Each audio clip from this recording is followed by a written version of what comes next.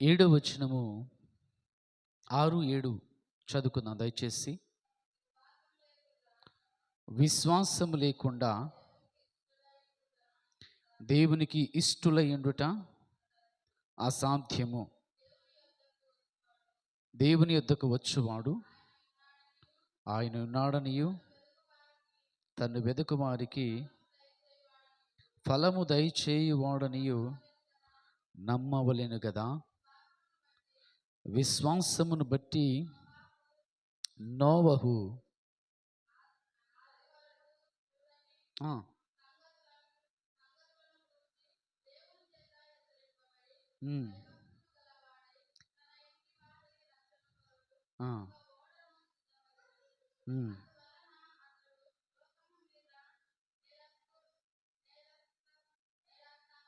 నేరస్థాపన చేసి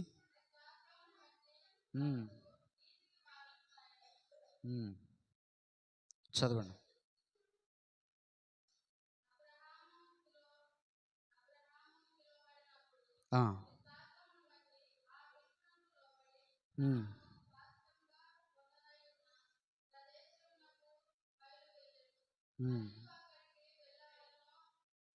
ఎక్కడికి వెళ్ళవను?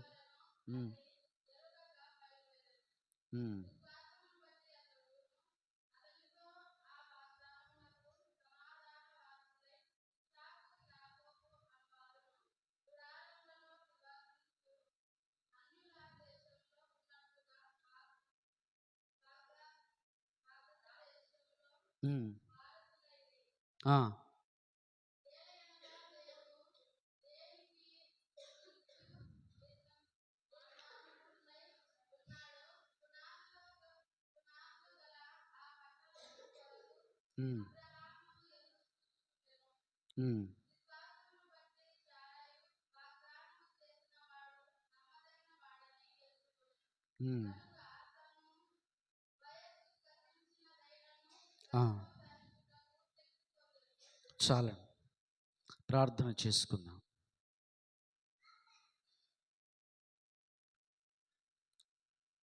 Thank you Holy spirit.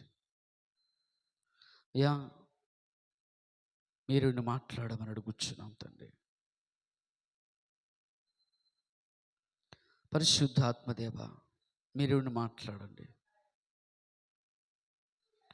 నా నోరు కాదు మీ నోరే, నా మాటలు కాదు మీ మాటలే, నా తలంపులు కాదయ్యా నీ తలంపులే ఉండాలి. మీరే ఉండి నాతో మాట్లాడాలి, సంఘముతో మీరు మాట్లాడమని యేసునామమున ప్రార్థిస్తున్నాను తండ్రి. ఆమేన్. హల్లెలూయా. విశ్వాసముల గురించి లేఖనములు, వాక్యాలు మనం చూడవచ్చు. అందరు కూడా వాక్యాన్ని చూద్దాం దయచేసి. మనమందరూ కూడా దేని గురించి? విశ్వాసముల గురించి చూద్దాము దయచేసి. విశ్వాసము లేకుండా దేవునికి ఇష్టుడయ్యుండుట అసాధ్యము. అంటే దేవునికి ఏంటంటే దేవునికి ఇష్టలుగా ఉండడం అంటే, దేవుడు వాస్తవానికి యోహాను సువార్త 3వ అధ్యాయము 16వ వచనములో ఏముంది తెలుసా? దేవుడు లోకమును ఎంతో ప్రేమించెను, ఎంతో ప్రేమించను. కానీ ఇక్కడ ఏంటంట, ఇష్టం ఉండదు అంటున్నాడు. ఇక్కడేమంటున్నాడు ప్రభు? నాకు ఇష్టం లేదంటున్నాడు. రెండు వేరువేరుగా ఉన్నాయి కదా. దేవుడు అక్కడేమో ప్రేమించాను అంటున్నాడు, ఇక్కడేమో ఇష్టం లేదంటున్నాడు. అంటే ఏమి ఇష్టం ఉండదంట? ఎవరిలో అయితే విశ్వాసం ఉండదో, ఎవరైతే దేవుని విశ్వసింపకుండా ఉంటారో, ఓకేనా, వారు దేవునికి ఇష్టలైనట అసాధ్యమైన పని. ఆమేన్. ఆమేన్ చెప్తా. ఆమేన్. రెండు చేతులు చెప్తాం హల్లెలూయా. బిగ్గర చెప్తాం హల్లెలూయా. ఆ మధ్యలో లైట్లు కూడా వేసాను. కాబట్టి ప్రియులారా, మరేందంట, తన్ను వెదకు దేవుని యొద్దకు వచ్చువాడు ఆయన ఉన్నాడనియు తన్ను వెదకువారికి ఆయన ఫలము దయచేయవాడనియు నమ్మవలేను కదా. ఏం నమ్మాలంట? ఆయన ఉన్నాడని నమ్మాలి. ఇక్కడ వచ్చినటువంటి ప్రతి ఒక్కరూ, వింటున్నారా? ఇక్కడ వచ్చినటువంటి ప్రతి ఒక్కరూ ఏమి నమ్మాలి అనంటే ఆయన ఉన్నాడు. హల్లెలూయా. మరలేదంటే వెతికితే ఫలం ఇస్తాడు. ఏంటి? ఆయన వెతికితే దేన్ని వెతికితే? ఆయనను వెతికితే. ఎవరిని వెతికితే? ఆయనను వెతికితే ఫలం ఇస్తాడు. హల్లెలూయా. దేవుడు చెప్తా హల్లెలూయా. ఎస్. అంటే ఇదంతా దేనికి సంతోషం అంటే ఇది మొత్తం కూడా విశ్వాసం గురించి చెప్తున్నాను. ఇది మొత్తం 11వ అధ్యాయం అంతా కూడా ఏముందంటే విశ్వాసం గురించి ఉంది. దేని గురించి ఉంది?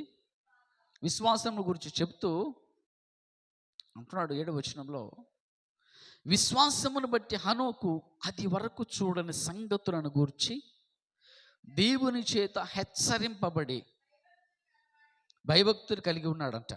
అక్కడి ఏమంట, నోబహు దేవుని చేత ఏం చేయబడ్డాడు? హెచ్చరింపబడ్డాడు. ఎలా హెచ్చరింపబడ్డాడు? చూడని సంగతులను గురించి హెచ్చరించాడు దేవుడు. అంటే నోబహుకి తెలీదు. ఏం తెలియదు తెలుసా? వర్షం వస్తుందన్న సంగతి నోబహుకు కూడా తెలియదు. ఆ తరానికి తెలియదు. జలప్రలయం వస్తుందని తెలియదు, నోబహుకి తెలియదు. దాని కానీ దేవుడు హెచ్చరించాడు. ఓకేనా? రక్షణ అంటే కూడా ఏం తెలీదు, కానీ దేవుడు చెప్పాడు, ఇదిగో నా ఇందు విశ్వాసం వచ్చి జలప్రలయం రాకపోతే అందరు చనిపోతారు, పాపము అధికమైపోయింది, కాబట్టి మరి నువ్వు జాగ్రత్త అనంటే, నువ్వు ఇలాగుండంటే ఓడకట్టు, నువ్వు నీతిగా జీవిస్తున్నావు కాబట్టి నేను రక్షిస్తానన్నాడు. రక్షిస్తానంటే నోవహు ఏం చేశాడు తెలుసా?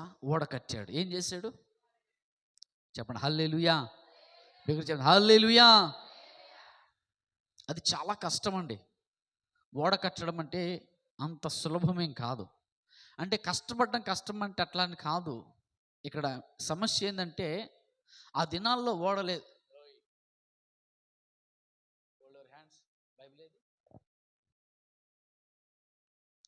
ఓకే, ఓడ కట్టడం అంటే అవమానమేది.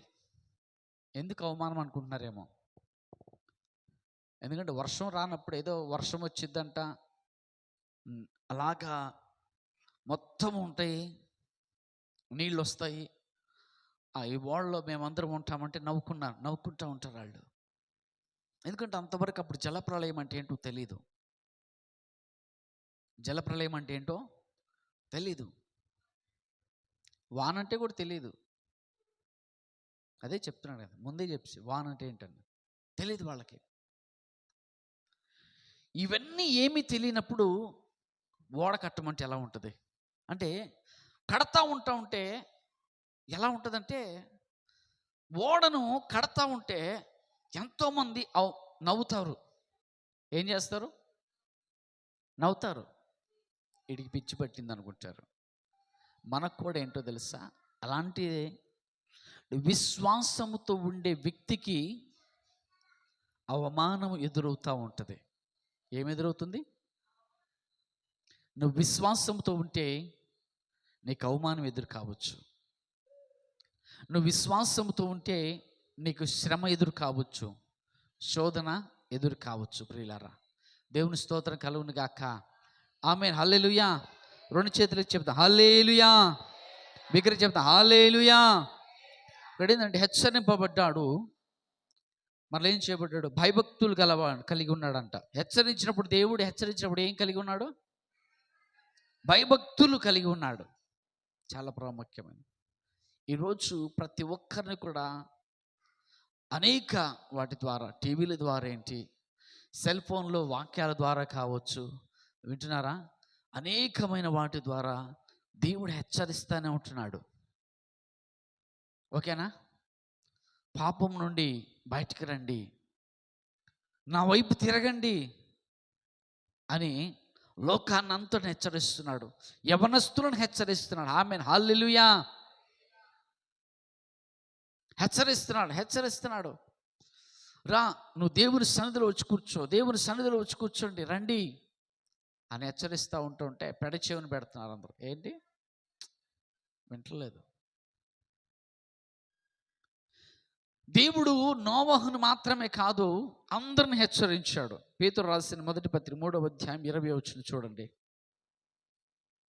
3:20 వాక్యాన్ని చెప్పాడు అందరికీ. దేవుని దీర్ఘశాంతము ఇంకా కనిపెట్టిచుండినప్పుడు, పూర్వము నోవహు దినములలో ఓడ సిద్ధపరచబడుచుండగా అవిధేయులైన వారి యుద్ధకు అనగా చెరలో ఉన్న ఆత్మల యుద్ధకు ఆయన ఆత్మరూపిగానే వెళ్ళి వారికి ప్రకటించను. దేవుని స్తోత్రం. ఆ ఓడలో కొందరు అనగా 8 మంది నీటి ద్వారా రక్షణ. నాకు ఈ మాట 8 అనే మాట వింటుంటే చాలా భయంగా ఉంది నాకు. వింటున్నారా? దూరం దూరం కూర్చోండి. ఏంది దూరం దూరం కూర్చోండి అన్న. 8 అనే మాట వింటుంటేనే నాకు భయంగా ఉంది. ఎందుకంటే అన్ని లక్షలో కోట్లు అప్పుడు ఉండొచ్చు బహుశా. ఒకవేళ 1 కోటి మంది ఉన్నా కానీ 8 మందేనా? వింటున్నారా? లక్షల కోట్ల మంది ఉన్నటువంటి ఆ తరంలో కొన్ని లక్షలే అనుకుందాము, 8 మందేనా రక్షింపబడింది? 8 మందేనా ప్రభు మాట విన్నది? అసలు ఆ సంఖ్య ఒకే ఒక సింగిల్ డిజిట్, ఒక అక్షరానికి పరిమితం, ఒక అంకెకు 2 అంకెలు కూడా కాదు. 8 పక్కన 0 లేదు, లేకపోతే 8కి ముందు 1 అన్నా లేదు, 18 లేదు, లేకపోతే 80 అన్న లేదు, ఏదన్నా 8 మంది వచ్చిందా? వా, ఇది అంత దారుణంగా ఉన్నారా? అయితే ఎప్పుడు ఎంతమంది రక్షణ పొందగలరు? వింటున్నారా? ఆ తరంలో 8 మంది రక్షణ పొందారంటే ఇప్పుడు ఎంతమంది రక్షణ పొందగలరు? ఆ 8 మందిలో ఒకవేళ మనం ఉంటామా? దేవుని స్తుతిద్దామా? వింటున్నారా పిల్లరా? నిజంగా పిల్లరా, మనం ఎంతో సిద్ధపడాల్సి ఉంది. కానీ దేవుడు ఏం చేశాడంటే, ఒక అతను అన్నాడు, జాగ్రత్త వినండి. ఒక అతను అన్నాడు ఏమన్నంటే, ఆ ధర్మశాస్త్రము దేవుడు కొట్టివేసి కృపను అనుగ్రహించాడు. ధర్మశాస్త్ర బంధకాల నుండి అవి పాటించడం చాలా కష్టము. వాటి నుంచి విడిపించేసి దేవుడు విశ్వాసం చేత నింపాడని అన్నాడు. ఏంటంటే విశ్వాసం ఉంటే చాలు అన్నాడు. సులభం చేసాడు అన్నాడు. ఏంది? రక్షణ సులభం చేశాడు కదా ప్రభు. అయితే ఇక్కడ మనం తెలుసుకోవాల్సింది ఏంటంటే, యేసు ప్రభుని అంగీకరించి హృదయమందు విశ్వసించి నోటితో ఒప్పుకుంటే నువ్వు రక్షింపబడదు అన్నాడు. ఎలాగంటే చెప్పండి. హృదయమందు యేసుక్రీస్తు ప్రభువని, ఆయన ప్రభువని హృదయమందు విశ్వసించి నోటితో నేను నమ్ముతున్నానులే అంటే కాదు. మనస్సులోనేమో హృదయంలోనేమో విశ్వాసం నమ్మాలి. ఆయన ప్రభువని నమ్మాలి. ఏమని నమ్మాలి?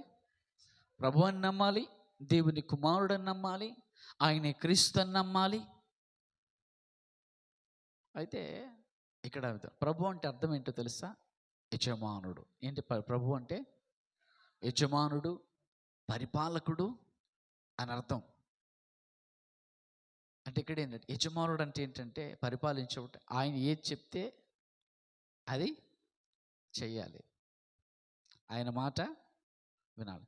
ఎద్దులు ఉంటాయి, యజమానుడు ఉన్నా అనుకో, ఎత్తుకుంటే ఎత్తుకోవాలి అవి, ఓకేనా. మొయ్యమంటే మొయ్యాలి. యజమానుడు మన ఆత్మల కాపరి అయిన. హల్లెలూయా. అయితే ఆ తర్వాత మనము యేసుప్రభుని అంగీకరించిన తర్వాత ఉంటుంది, ఇంకా కఠినం చేశాడు. మీరు అనుకుంటున్నారేమో, భక్తిని ఏం చేశాడు తెలుసా ప్రభు? సులభం చేశాడు అనుకుంటున్నారేమో మీరు. ధర్మశాస్త్ర కాలంలో భక్తి ఎలాగుండేదంటే, ఇది చెయ్యి అది చెయ్యి. వింటున్నారా? ఈ పండగకు నువ్వు రావాలి, ఇది నువ్వు అర్పించాలి బలి. అలాగే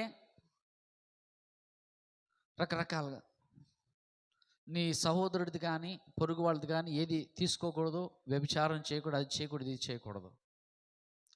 అంటే బయట కనబడే వరకే అవి. హృదయం గురించి చెప్పలేదు దేవుడు. మనస్సులో ఏం మాట్లాడుకుంటా అన్నది చెప్పలేదు దేవుడు ధర్మశాస్త్రంలో. వింటున్నారా? ఆడిని మనసులో తిట్టుకోపోయిన తర్వాత సంగతే, నువ్వు వాడికి ఏం హాని చేయకూడదు, ఓకేనా. ధర్మశాస్త్రం అలాంటిది. కానీ దేవుడు వ్యభిచారం గురించి చెప్పాడు. నీ పొరుగువాని భార్యను నీవు ఆశింపకూడదు అని చెప్పాడు దేవుడు. వింటున్నారా? కానీ యేసుప్రభువు వచ్చి ఏం చేశాడు తెలుసా? ఆమెని హృదయంలో కూడా చూడండి ఒకసారి మత్తయి సువార్త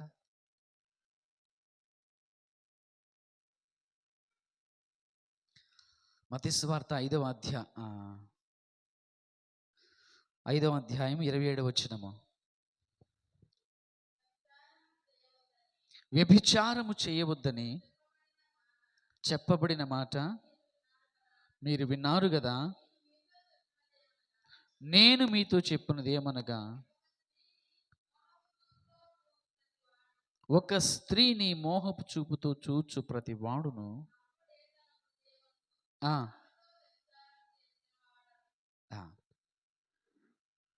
ఇప్పుడు ఏం చేస్తాడు?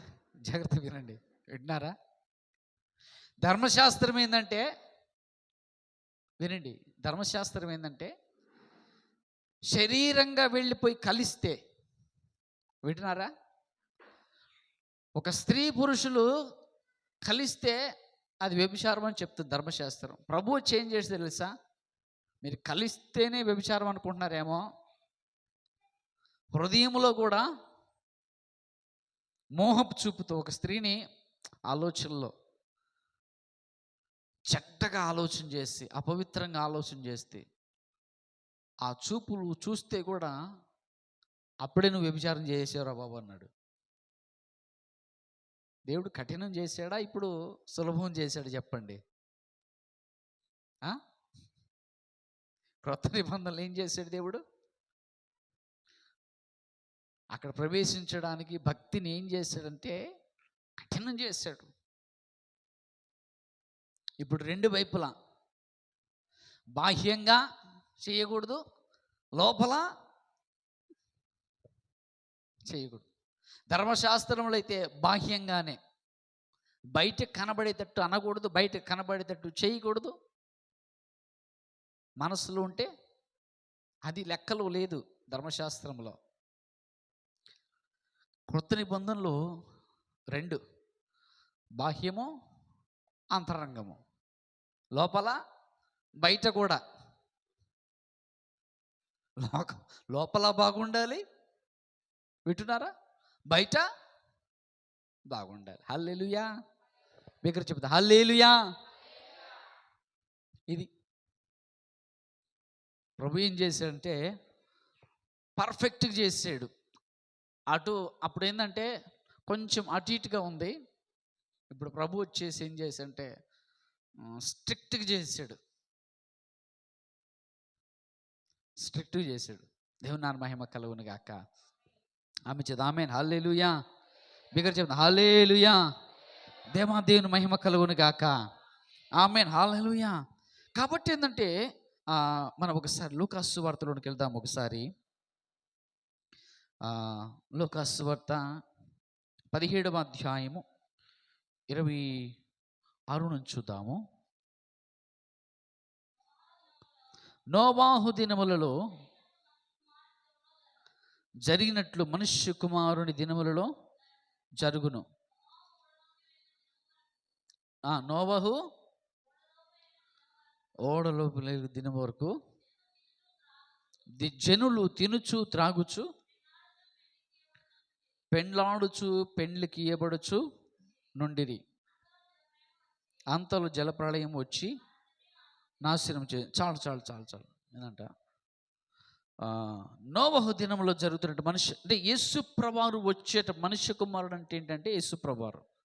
ఎవరు? యేసు ప్రభువారు. హల్లెలూయా.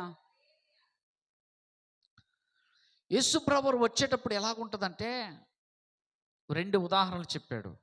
ఒకటి నోవహు దినములు, రెండవది లోతు. నోవహు దినములు ఎలా ఉన్నాయంట? పెళ్ళి చేసుకుంటున్నారు, తింటున్నారు, త్రాగుతున్నారు, పెళ్లి చేసుకుంటున్నారు, పెళ్ళికి ఇస్తున్నారు. అంతలో జలప్రళయం వచ్చేసింది. పేతురు రాసిన 3వ అధ్యాయం 26వ వచనంలో ఏముంది? దేవుడు ఆత్మరూపిగానే వాళ్ళ యుద్ధకు వెళ్ళి వారికి ప్రకటించాడు. అంటే ఈ పెళ్లి చేసుకున్న వారికి, పెళ్ళికి ఇచ్చేవారికి, తింటున్న వారికి, త్రాగుతున్న వారికి, వీళ్ళు ఏ పనిలో ఉన్నారంటే దేవుని హెచ్చరికలు పట్టించుకోవాలా. ఏంటి చెప్పండి? దేవుని హెచ్చరికలను దేవుడు నోవహుని హెచ్చరించాడు, అందరినీ హెచ్చరించాడు. వింటున్నారా? ఎవరిని? నోవహుని, ఆ తరం అందరిని కూడా ఎలా హెచ్చరించాడంటే ఆత్మరూపిగా వెళ్ళి. ఓకే, మొదటి ఎప్పుడు ఆ జలప్రళయం ఎప్పుడు? నోవహు దినముల్లో ప్రభువు ఆత్మరూపిగా వెళ్ళాడు. ఎలాగెళ్ళాడు? కానీ ఈ తరములో శరీరధారిగా వచ్చాడు. అప్పుడు వచ్చాడు, ఇప్పుడు వచ్చాడు. చదవండి అన్నమాట. 3:26 పేతురు రాసిన మొదటి పత్రిక 20. దేవుని దీర్ఘశాంతము ఇంకా కనిపెట్టుచుండినప్పుడు పూర్వము నోవహు దినములలో ఓడ సిద్ధపరచబడుచుండగా అవిధేయులైన వారి యుద్ధకు, అనగా చెరలో ఉన్న ఆత్మల యుద్ధకు. హల్లెలూయా. చెరలో ఉన్నటువంటి వారు, వాళ్ళ ఆత్మలు చెరలో ఉన్నాయి. అంటే నా వైపు చూడండి ఒకసారి. ఓడ కట్టబడుతుంది, రెడీ అవుతుంది. ఏంటి?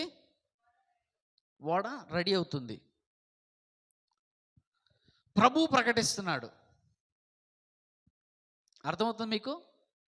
ఓడ రెడీ అవుతుంది, ప్రభు ప్రకటిస్తున్నాడు. ఏం ప్రకటిస్తూ ఉంటాడు? మారండి, తిరగండి. మీ మనస్సు ఎప్పుడు కూడా తిండి మీద, త్రాగేదాని మీద, పెళ్ళి చేసుకోవడం, ఇక పెళ్ళిళ్ళ మీద ఇక ఏమైపోయింది? దీని మీదే ఉంటుంది. అది కాదు బాబు, మీరు పాపమును విడిచిపెట్టి నా వైపు తిరగండి. పెళ్ళి చేసుకోవడం తప్పులేదు, తినటం తాగడం తప్పులేదు, కానీ వాళ్ళ మనస్సంతా దేని మీద ఉందంటే పాపం చేస్తున్నారు, ఎంజాయ్ చేస్తున్నారు అన్నమాట.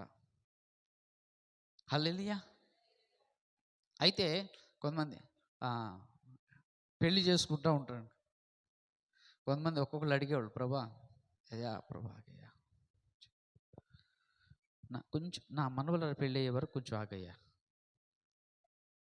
మా ఇంట్లో వాళ్ళకి ఈ ఇల్లు కట్టుకునే వరకు కొంచెం ఉండయ్యా, ఈ చిన్నది చేసి తర్వాత నీ వైపు తిరుగుతా. ఏది చిన్నది? ఈ చిన్న పాపం చేస్తాను, నీ వైపు తిరుగుతా. కుదరదు. దేవుడు ఎందుకు హెచ్చరించాడు తెలుసా? నేను వస్తున్నాను రా బాబు, జలప్రలయం వస్తుంది, భూమి అంతమైపోతుంది, నా వైపు తిరగండి అని హెచ్చరించినప్పుడు నోవహు లోబడ్డాడంతే. నోవహు లోబడి విశ్వసించాడు, ఓడను కట్టాడు అంతే. హల్లెలూయా. ఓడంటే ఏంటో తెలుసు? సంఘానికి సాదృశ్యము. ఓడంటే నీ జీవితానికి సాదృశ్యము. ఓడంటే నీ కుటుంబానికి కూడా సాదృశ్యము. ఆమేన్. జాగ్రత్త వినండి. ఓడంటే సంఘం అంటే, ఆ దినాన నోవహు ఓడను కొన్ని సంవత్సరాలు తరబడి కట్టాడు. దరిదాపు 100 సంవత్సరాల వరకు కట్టుంటాడేమో బహుశా. ఆ అన్ని ఓడ రెడీ అవుతున్నంత వరకు ప్రభు చెప్తానే ఉన్నాడు. అక్కడేమనుంది 20వ వచనంలో, ఓడ సిద్ధపరచబడుచుండగా అనుందా? ఓడ ఏమో నోవహు దినములలో ఓడ రెడీ అవుతుంది, తయారవుతుండగా అవిధేయులైనటువంటి లోపడినటువంటి వారు, మాట విననటువంటి వాళ్ళ యుద్ధకు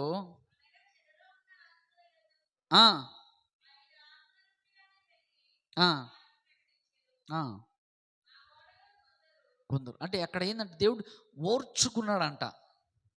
ప్రారంభంలో ఉంది కదా, అక్కడ ఏమనుంది? ఆయన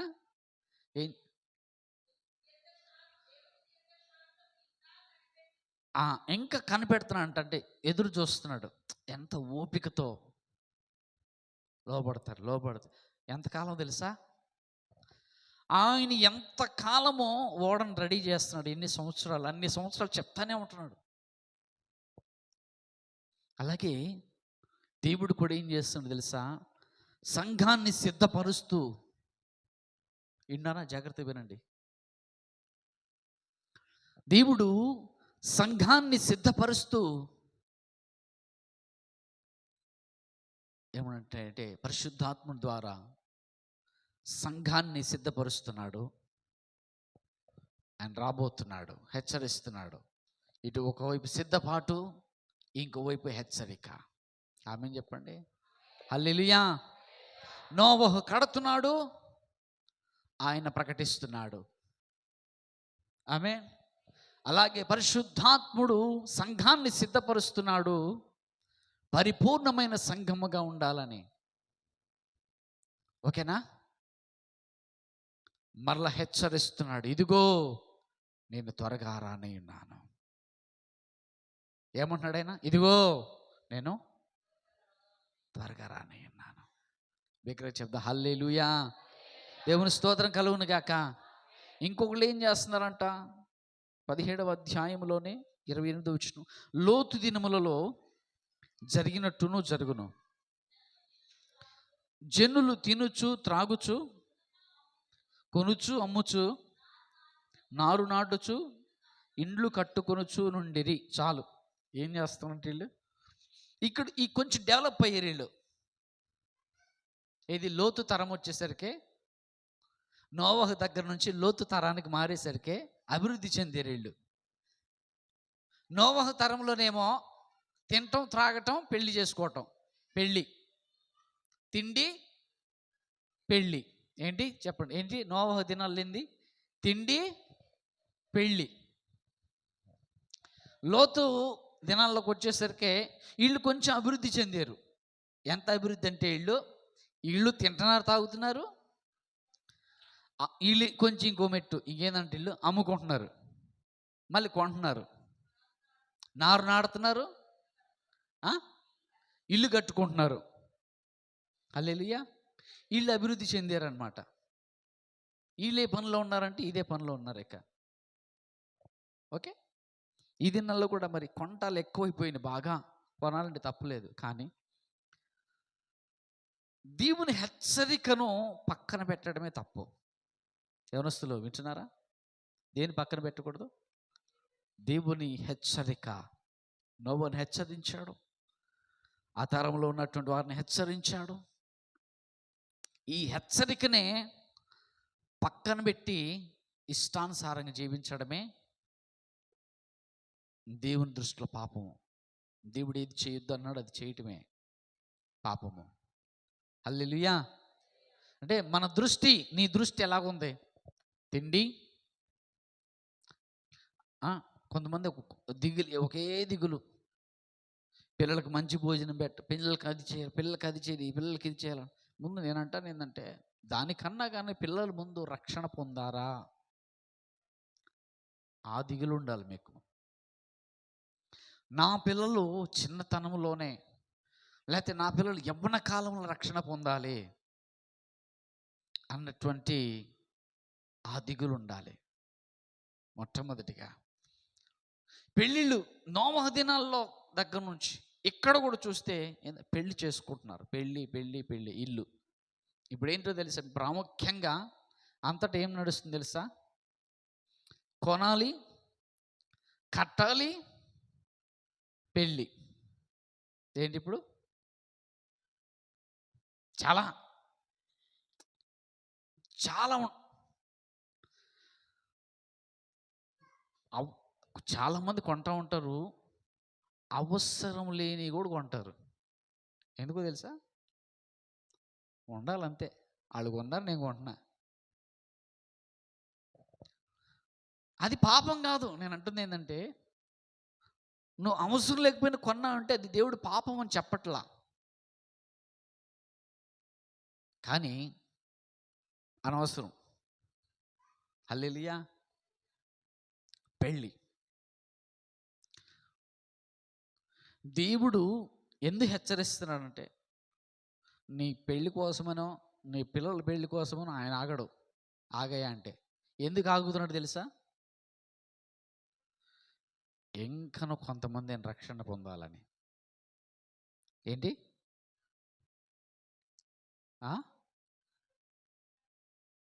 అందరూ అంతటను మారు మనస్సు పొందాలని ఆయన దీర్ఘశాంతం. అది ఆయన దీర్ఘశాంతము ఏం చేస్తుంది తెలుసా? ఓపికతో. ఆ దినాల్లో కూడా ఏది నోవహు దినాల్లో ఓర్చుకున్నాడు. ఉంది కదా 20వ వచనంలో ఆ మాట చదవండి ఒకసారి, అందరికి వినబడేటట్టు. మైకులు ఉన్నాయా? అరే రే మైక్ ఏనామ్మా, మైక్ మైక్ మైక్. ఆదా నిద్రపోతున్నాడు. అది ఆడిని నా నోవహు తాత దగ్గరికి వెళ్ళి వచ్చావా? 20వ వచనము. దేవుని దీర్ఘశాంతము ఇంకా కనిపెట్టుచుండినప్పుడు. అబ్బా ఏందంట? దేవుని దీర్ఘశాంతము. ఎలాంటి శాంతము? ఇంకా కనిపెట్టు అంటే దాదాపు 100 సంవత్సరాల పైనే ఆయన కనిపెట్టాడు. ఎన్ని సంవత్సరాలు చెప్పండి? ఎన్ని సంవత్సరాలు? అంటే నోవహు ఓడ కట్టే వరకు, పూర్తి అయ్యే వరకు ఆయన కనిపెట్టాడు. హల్లెలూయా. నోవహు ఓడ పూర్తి అయ్యే వరకు హెచ్చరిస్తూనే ఉన్నాడు, ప్రకటిస్తూనే ఉన్నాడు సువార్త. ఓకేనా? దీర్ఘశాంతము ఆత్మఫలాల్లో ఒక ఫలం ఏంటో తెలుసా? దీర్ఘశాంతము. ప్రభు ఆత్మరూపిక ఎంతకాలం దీర్ఘశాంతం చూపించాడు? ఓడ పూర్తి అయ్యే వరకు చూపించాడు. మనకంత ఓపిక ఉందా? ఆయనకున్నట్టు మనకుంటే ఇంకెంతకాలం భరించాలి, ఇంకెంతకాలం తట్టుకోవాలి, ఇంకెంతకాలం అయ్యా అండర్లో అనిపిస్తాం కదా.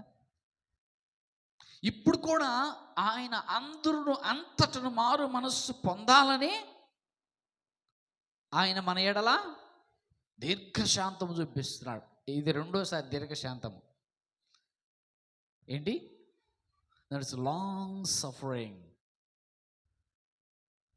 అందరిని అంతటి మార్పు. అప్పుడు దీర్ఘశాంతం చూపించాడు, ఇప్పుడు దీర్ఘశాంతము చూపిస్తున్నాడు. బిగ్గర దేవుని స్తుతిద్దామా? హల్లెలూయా.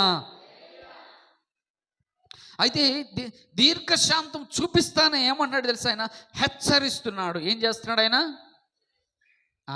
ఇప్పుడేంటో తెలుసా, ట్రెండ్ మారింది కొంచెం.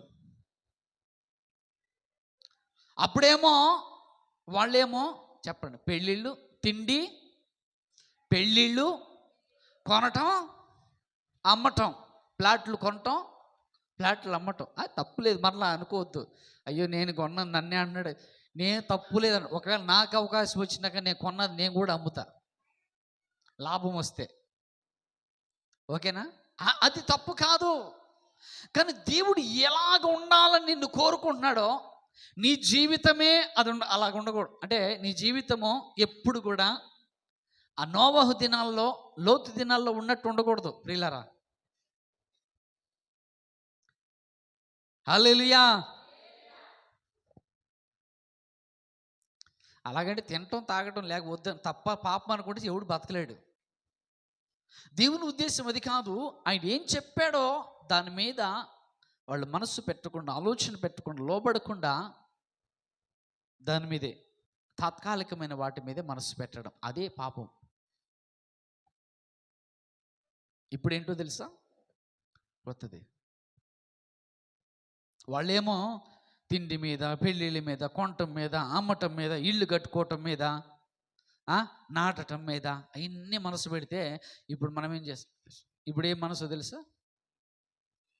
మంచి సెల్ ఫోన్ కావాలి, దాని మీద ఒక మనసు. ఏంటంట, ఒక టైం రాగానే ఒక సెల్ ఫోన్ రావాలి,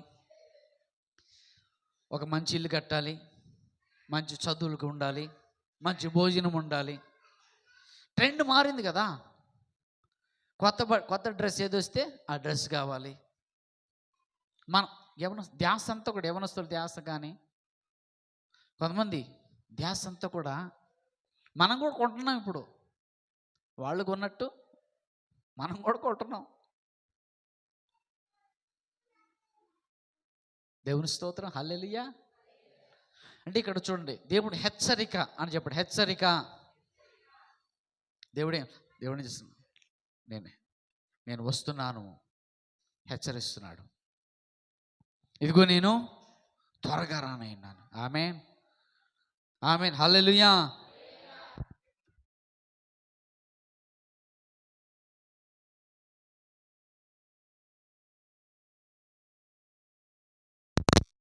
ఉన్నటువంటి వాళ్ళతో షేక్ హ్యాండ్ ఇచ్చి,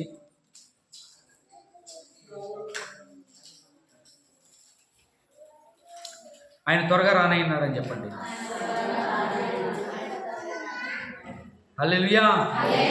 చెప్పండి హల్లెలూయా. ప్రకటన గ్రంథము 22వ అధ్యాయము 7వ వచనం. ప్రకటన గ్రంథము 22:7. ఇదిగో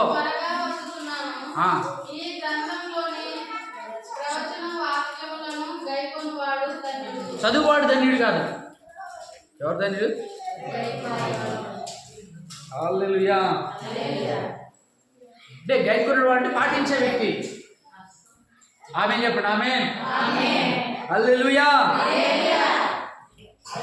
ఇదిగో నేను త్వరగా, ఇదిగో అన్నాడా, అదిగో అన్నాడా? ఇదిగో అంటే ఏంటి, అదిగో అంటే ఏంటి? తేడా చెప్పండి. ఇదిగో అంటే ఏంటి, అదిగో అంటే ఏంటి? చెప్పేసి. ఇదిగో అంటే ఇక్కడ ఉన్నట్లు, అదిగో అంటే అక్కడ. ఆమేన్. అది చెప్పండి. ఇదిగో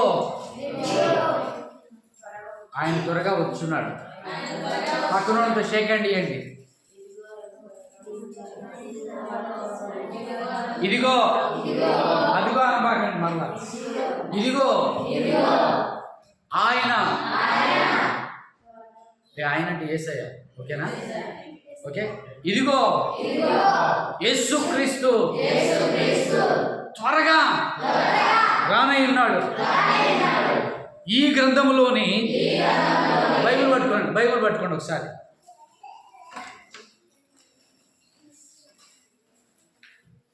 వాళ్ళ వైపు చూపించండి, నా వైపు చూపించండి. ఈ గ్రంథంలోని ప్రవచన వాక్యములను గైకొనువాడు చూస్తారు. అసలే చీకట్లో నేను కనపడను. గైకొనువాడు ధన్యుడు.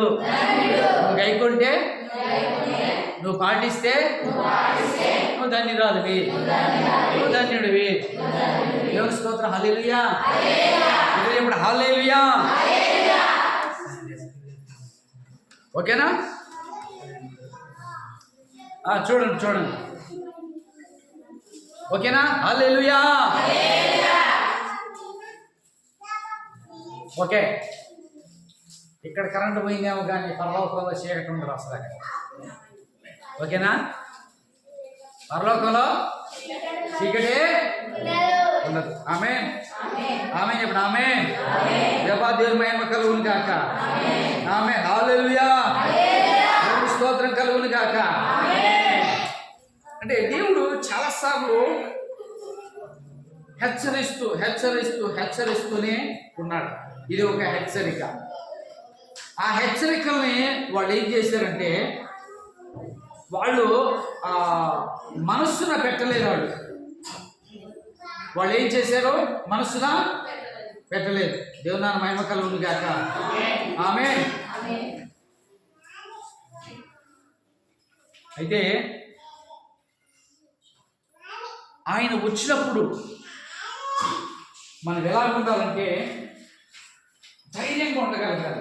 ఎలా ఉండగలగాలి? మత్తయి సువార్త తీద్దాం ఒకసారి. మత్తయి సువార్త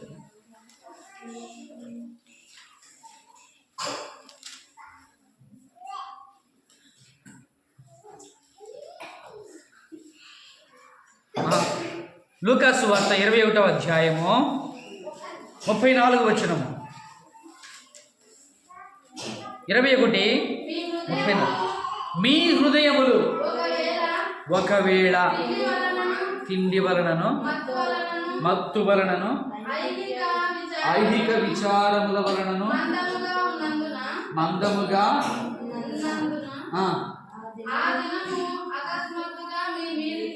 ఆ దినము అకస్మాత్తుగా మీ మీదికి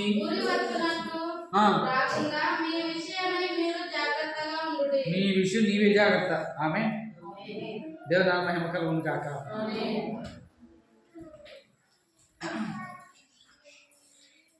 అయితే జ్ఞాపకం చేసుకోండి సరే.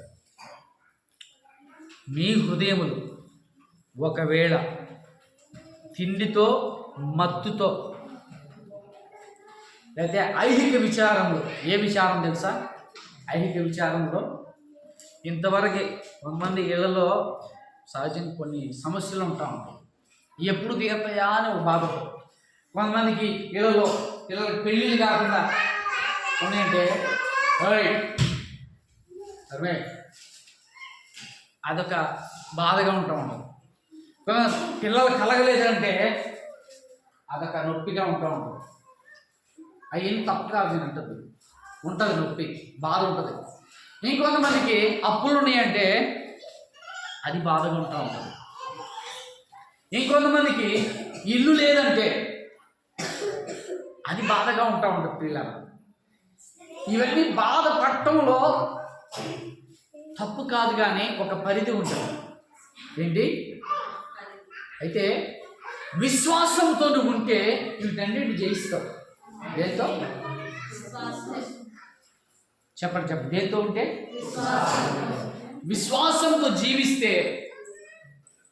ఎందుకంటే తెలుసా, బైబిల్ గ్రంథంలో రోమీయులకు రాసిన పత్రిక 3వ అధ్యాయము 6వ వచనంలో ఉంటుంది, నీతిమంతుడు విశ్వాస మూలముగా ఎలా చేస్తాడు? హబక్కూకు గ్రంథం తీయండి. హబక్కూకు 2వ అధ్యాయము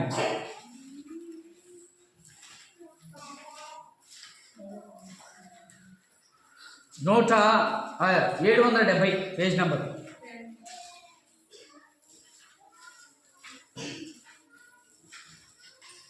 4 వచనం 2:4.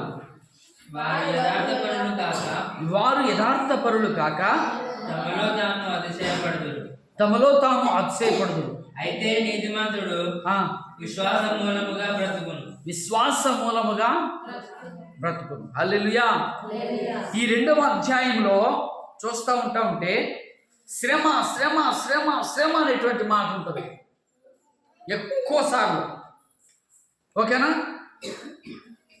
శ్రమ 6వ వచనంలో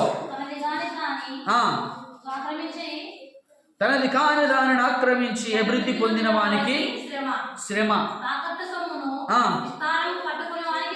శ్రమ ఇక్కడ శ్రమ చేసుకుంటే మరలా అలాగా మన కిందకు వచ్చేస్తే అలాగే మరలా పక్కకు చూడండి. 9వ వచనం తనకు అపాయము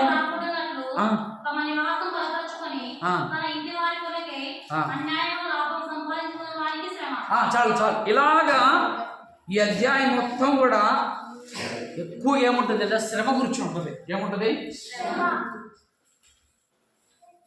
హబక్కూకు, ప్రవక్త అయిన హబక్కూకు అతను ఎలా ప్రార్థన ప్రారంభించాడంటే అతని ప్రార్థనకి జవాబు ఇచ్చాడు దేవుడు. మొదటి అధ్యాయంలో నేను మీకు చూపిస్తాను. మొదటి అధ్యాయము 2వ వచనం చూడండి. నేను మొర్రపెట్టినను నీవెన్నాళ్ళు ఆలకింపకుందువు, బలాత్కారం జరుగుతున్నది. నేను మొర్రపెట్టినను రక్షింపకి ఉన్నావు. నన్నెందుకు దోషము చూడనిచ్చుచున్నావు? బాధ నీవేళ ఊరకనే చూచుచున్నావు. ఎక్కడ చూచినను నాశనమును జగడమును కలహమును రేగుచున్నవి. అందువలన ధర్మశాస్త్రము నిరర్ధకమాయెను, న్యాయము ఎన్నడూను జరగకుండా మానిపోయెను. భక్తిహీనులు వచ్చి నీతి పరులను చుట్టుకొందురు, న్యాయము చెడిపోవచ్చున్నది. చాలు చాలు చాలు చాలు. ఏమంట? వీటి గురించి ప్రార్థన చేస్తున్నాడు. వింటున్నారా? హబక్కూకు ప్రార్థన ఏంటో తెలుసా? భక్తిహీనులు వచ్చి యథార్థ పరుల మీద పడుతున్నారు. భక్తిహీనులు వచ్చి నీతిమంతుల మీద పడుతున్నారు. అంటే ఆ చూస్తున్నప్పుడు అంత జగడములు అయిపోతున్నాయి, కలహములు అయిపోతున్నాయి, న్యాయం తప్పిపోతుంది, ధర్మశాస్త్రము నిరర్ధకమైపోయింది, న్యాయం జరగట్లేదయ్యా. అసలు ఏంటి నేను ఇంతకాలం అడుగుతుంటే ప్రార్థనకి ఎప్పటి నుంచో ప్రార్థన చేస్తుంటే అక్కడేముంది? 2 వచ్చి నేను నీకు మొర్ర పెట్టినను నీవెన్నాళ్ళు ఆలకింపకుందో. దేవుడు జవాబు ఇవ్వట్లా. వింటున్నారా? జవాబు ఇవ్వట్లేదు. బలాత్కారం జరుగుతున్నది, ఎందుకయ్యా నువ్వు రక్షింపుకున్నావు? ప్రార్థన చేస్తున్నాను కదా, నాకు రక్షణ రావట్లేదు, రక్షింపకున్నావు. చివరికి ఇవన్నీ చెప్పేసేసిన తర్వాత 2వ అధ్యాయానికి వచ్చేసరికి దేవుడు ఏం సమాధానం ఇస్తున్నాడు తెలుసా? ఊరు బాబు, నీకు మాట చెప్తా, నాకు ఇన్ని జరుగుతున్నా కానీ నీతిమంతుడైన వాడు ఈ శ్రమల్లో, ఈ బాధల్లో, ఈ బలాత్కారాల్లో, ఈ జగడాల్లో కానీ నీతిమంతుడైనటువంటి వాడు విశ్వాస మూలముగా జీవిస్తాడు అన్నాడు.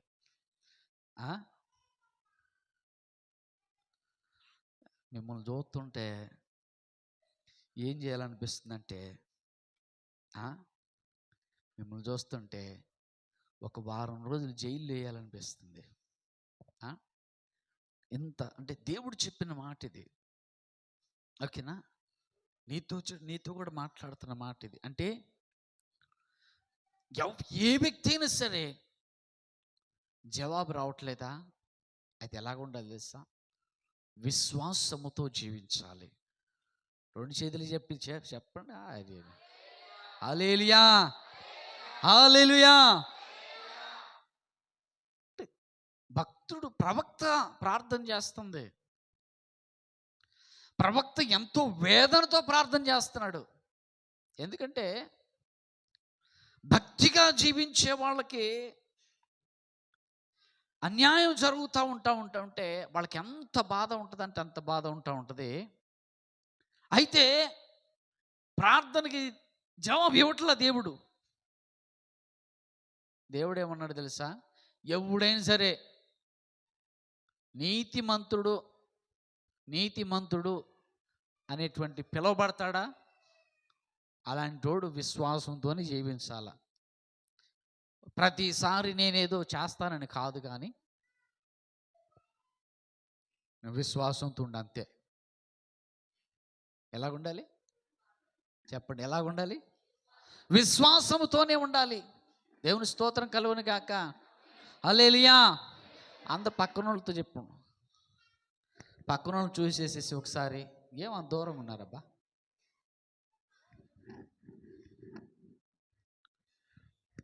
విశ్వాసంతో జీవించు. అందరూ విశ్వాసంతో జీవించు. బాధలు ఉన్నాయా? శ్రమ ఉందా? ఇబ్బందులు ఉన్నాయా? అప్పులు ఉన్నాయా? ఓకేనా? ఏమున్నా కూడా ఎలా జీవించదు?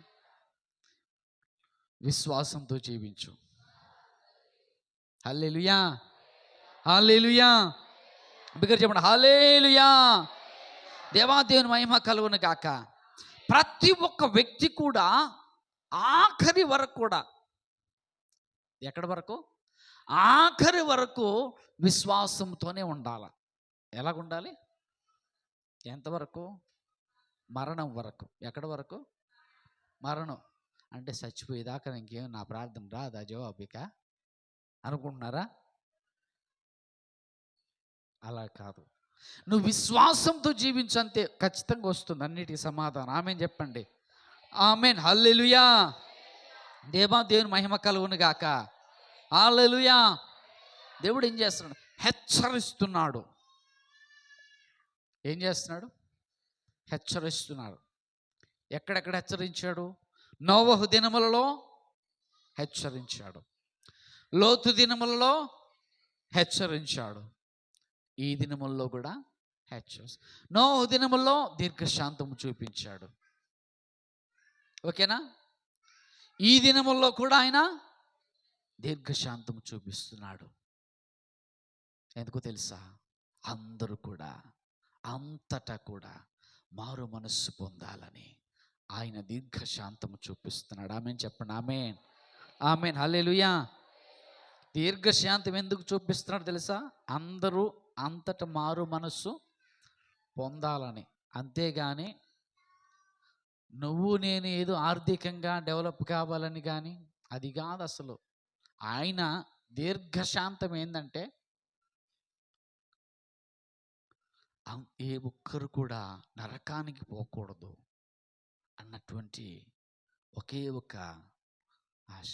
అందుకని హెచ్చరిక. ఎందుకో ప్రియులారా, నోహు దినములు జలప్రళయం వచ్చేసి అనేకులు చనిపోయారు. మనం చూస్తేనేమో అక్కడ కేరళలో వైనాడు, ఇక్కడ విజయవాడలో చూస్తే కూడా అనేకులు మరి అలాగే శవాలు, అలాగా కొన్ని అడ్రస్ లేని శవాలు చాలా బాధ కలిగించేవి. వీటి విషయంలోనే మనకి ఎంత బాధగా ఉంటే, ఆ దినాల్లో భూమి మీద ఉన్నటువంటి ఆ 8 మంది తప్ప మిగిలిన వాళ్ళందరూ చనిపోయారు నోవహు దినముల్లో. ఓకేనా? అది ఎంత ఘోరము. దేవుని మహాకృప ఏంటంటే అవన్నీ చూసేసి తట్టుకోలేడనేమో నోవహు కుటుంబము బాధ ఎక్కువగా ఉంటుంది కదా శవాలను చూస్తూ ఉంటే.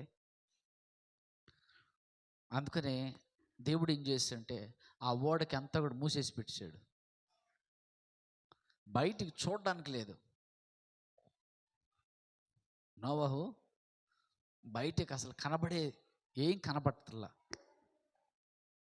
మొత్తం క్లోజ్ చేసి పడేశారు. ఒక ఆమె చెప్తుంది ఏంటంటే, ఆమె ఆమె చుట్టూ 50 శవాలు ఉన్నాయంట. మీడియాలో ఒక్కసారి చాలా ఆ దృశ్యాన్ని చూస్తున్నప్పుడు ఎలా ఉంటుందంటే, ఆమె చచ్చిపోయే వరకు ఆ దృశ్యం ఆమె కళ్ళను ముట్టు పోదేమో. ఒకవేళ చనిపోయే వరకు 50 శవాలు నీళ్ళల్లో అట్లాగా ఆమె చుట్టూ ఉన్నాయి అంట. ప్రియ దేవుని బిడ్డలారా, మనకి ఏది కూడా అక్కరకు రాదు. అందుకని ఆయన కోరింది ఏంటో తెలుసా? అందరూ అంతటను మారు మనసు పొందాలి, క్రీస్తుని అంగీకరించాలి, విశ్వాసంతో జీవించాలి. అంతము వరకు శ్రమ కలిగిన, బాధ కలిగిన, వేదన కలిగిన ఎలాగుండి తెలుసా? నీతిమంతుడు విశ్వాస మూలముగా చెప్పేసింది అంతే. మీకు విషయం తెలుసా? ఇది ఎంత బలమైన వాక్యమో. మార్టిన్ లూథర్ గారని ఒక ఆయన, ఒక భక్తుడు, కూర్చోవాలి, ఈ వాక్యము చదివి ఆయన ఎన్నోసార్లు బైబిల్ చాలాసార్లు చదివాడు. రోమన్ క్యాథోలిక్స్ ఉన్నారు, మరియమ్మని పూజిస్తూ ఉన్నటువంటి వాళ్ళు. ఆయన కూడా అల్లలో ఉన్న వ్యక్తే, ఒక పెద్ద బిషప్ స్థాయిలోకి వెళ్ళాడు ఆయన. ఆ స్థాయిలోకి వెళ్ళినటువంటి వాళ్ళకే బైబిల్ మీద కొన్ని రీసెర్చ్ చేసే అవకాశాలు ఇస్తారు. ఆయన చదువుతున్నప్పుడు ఈ యొక్క మాట చదివాడు, నీతిమంతుడు విశ్వాస మూలముగా జీవించును. దేవుడు చెప్పిన మాట. అంటే ఇన్ని శ్రమల్లో కూడా దేవుడు ఏం చేశాడంటే, నేను రక్షిస్తానని సమాధానం ఇవ్వట్లేదు. నీతిమంతులకి ఇట్లా వస్తున్నాయి అని, కానీ భక్తులకి ఇలా వస్తున్నాయి ఏంటంటే, విశ్వాసముతో జీవించాలి. కాబట్టి ఒకటే, నీతిమంతుడు విశ్వాస మూలముగా జీవించును. హబక్కూకు, నువ్వెందుకు అంత బాధపడుతున్నావు? నువ్వెందుకు అంత వేదన పడుతున్నావు? నీతిమంతుడు అనేటువంటి వ్యక్తి అతనికున్న లక్షణం ఏంటంటే, ఎలాంటి పరిస్థితుల్లో కూడా విశ్వాసముతో ఉంటాడు. ఆమేన్. నీకు ఎలాంటి పరిస్థితుల్లో కూడా దేవుడు చెప్పిందంటే, నువ్వు నిజంగా నీతిగా యథార్థంగా ఆయన యందు విశ్వాసముతో ఉంటే అదే విశ్వాసముతోనే కొనసాగు. ఆమేన్. హల్లెలూయా, హల్లెలూయా, హల్లెలూయా. మనకన్నా నీకన్నా ఎవరు ముందుకు పరిగెత్తుతున్నారా? అధైర్యపడొద్దు. ఎక్కడికో దేన్ని మోసుకొని వెళ్ళిపోరు, దేన్ని ఎక్కడికి కూడా మోసుకొని వెళ్ళలేరు. కానీ ఆయనందు భయభక్తులు కలిగి జీవిస్తే అంతకన్నా ఒకేసారి వేగములో ప్రభు నిన్ను హెచ్చిస్తాడు. ఆమేన్ చెప్దాం. ఆమేన్, హల్లెలూయా. ఆయన నిన్ను అభివృద్ధిలో నడిపిస్తాడు అత్యధికముగా. ఎలాగా? అత్యధికముగా అభివృద్ధిలోనికి నడిపిస్తాడు. దేవుని స్తోత్రం కలుగును గాక. ఆమేన్, హల్లెలూయా. ఇప్పుడు ఏం చెప్తున్నాడు ప్రభు మనతో? విశ్వాసముతో జీవించు. హెబ్రీయులకు రాసిన పత్రికలో ఏముంది? 11:6లో 7లో, విశ్వాసము లేకుండా దేవునికి ఇష్టలైనట అసాధ్యము.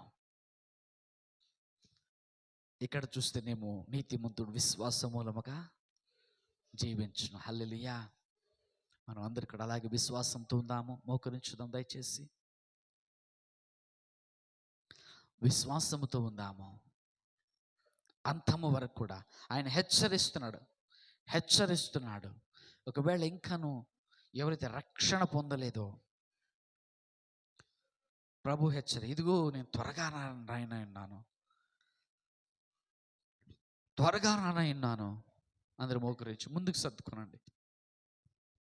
Thank you Jesus.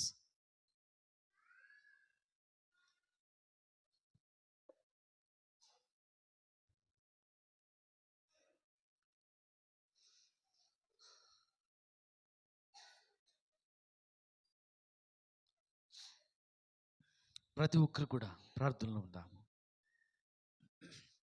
ఆయన వైపు చూద్దాం దయచేసి.